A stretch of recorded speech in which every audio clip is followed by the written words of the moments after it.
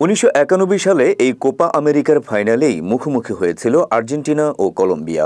সেবার ২-১ গোলে জয় নিয়ে মাঠ ছেড়েছিল মেসির উত্তরসূরিরা। ৩৩ বছর পর চলমান কোপার ফাইনালে আবারও মুখোমুখি আর্জেন্টিনা কলম্বিয়া। বৃহস্পতিবার ভোরে দ্বিতীয় সেমিফাইনালে ১৫ বার কোপা জয়ী উরুগুয়েকে ১-০ গোলে হারিয়ে ফাইনাল নিশ্চিত করে কলম্বিয়া। উত্তাপ ছড়ানো এই ম্যাচে দুই দলই ফাউল করায় বারবার হলুদ কার্ড দেখাতে হয় রেফারিকে। ৬ হলুদ কার্ড, ১ লাল কার্ডের এই ম্যাচে রেকর্ড সংখ্যক ২৪টি ফাউলের ঘটনা ঘটায় দুই দলের খেলোয়াড়রা।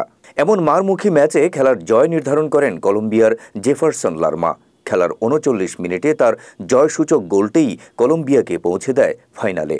তবে ১৫ বার কোপা জেতা আর্জেন্টিনার সঙ্গে মাত্র একবার কোপা জয়ী কলম্বিয়ার ফুটবল যুদ্ধে কে হাসবেন শেষ হাসি তা জানতে অপেক্ষা করতে হবে ১৫ জুলাই সোমবার পর্যন্ত। সেদিন মায়ামির হার্ড রক স্টেডিয়ামে মুখোমুখি হবে এই দুদল।